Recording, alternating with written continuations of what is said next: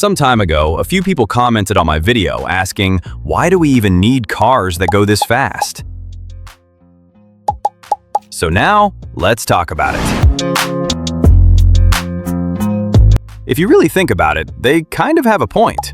People who buy these insanely fast cars probably can't even use that speed on public roads.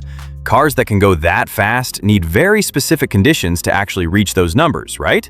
And let's be honest, there's really no situation in life where someone urgently needs to hit 400 kilometers per hour. So again, why? Now let's break it down. Why do manufacturers keep building them? And why do ultra-rich people keep buying them? Because, yeah, what's the point of making them if no one wants them, right? For this video, we'll focus on why manufacturers keep doing it. And in another video, we'll talk about why people actually want them. Right now, the speed war is dominated by a small group of brands. You've got Rimac pushing insane EV performance while also being tied to Bugatti. Then Koenigsegg sitting on the throne with the theoretical 330 miles per hour top speed king. And then there are names like Yangwang and Hennessy joining the madness. To understand why they're willing to spend billions on this, we need to look at three main angles. High-speed cars aren't just built to go insanely fast. They're basically rolling laboratories. Engineers use them to test brand new technologies that will eventually trickle down into everyday cars. Because at the end of the day, these machines are all about pushing limits. And yeah, we don't really grow without crossing lines people once thought were impossible, right? But it's not just about testing ideas. These cars also give real-world data at extreme speeds. And that kind of data is priceless. Take something simple but crucial like tires. At very high speeds, tires are under insane stress. So manufacturers can study how different materials behave under pressure, figure out what works, what doesn't, and then develop stronger, more durable tires for the future. Eventually, that tech gets mass-produced, and all of us benefit from better, safer tires.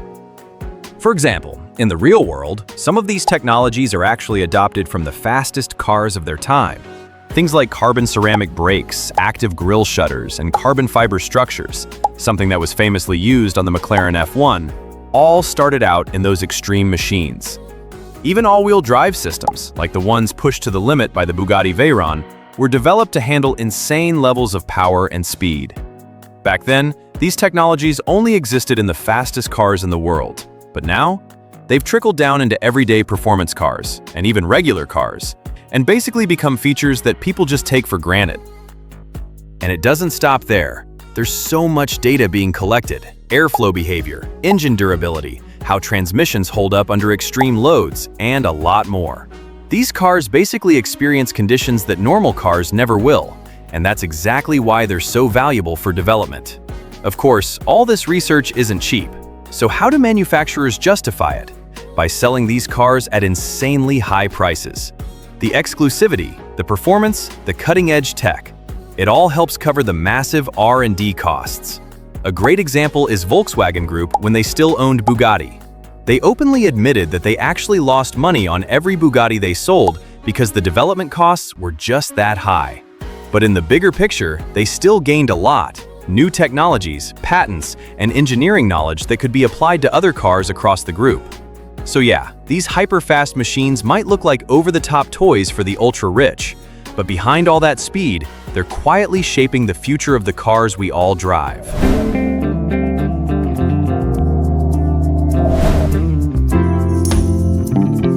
In today's attention economy, being number one is everything. When a brand breaks a world record, they basically don't need ads anymore. Their name ends up everywhere: headlines, social media, conversations, from New York to Tokyo. That fastest in the world title creates this insane aura of exclusivity. And here's the interesting part: it doesn't just sell the fastest car, it boosts the entire brand. Even their slower models suddenly feel more special. That's a massive impact on branding and sales performance. Because at the end of the day, image is everything for a top-tier luxury brand. Just look at Ferrari. They go all out to protect that exclusive aura around their brand. And pretty much every luxury car maker does the same thing, just in their own way. One of those ways? proving they can build the fastest car in the world. These cars need to have a strong sense of exclusivity to really be seen as top-level machines. That exclusivity is what pulls buyers in. It's not just about performance, it's about owning something rare, something special, something not everyone can have.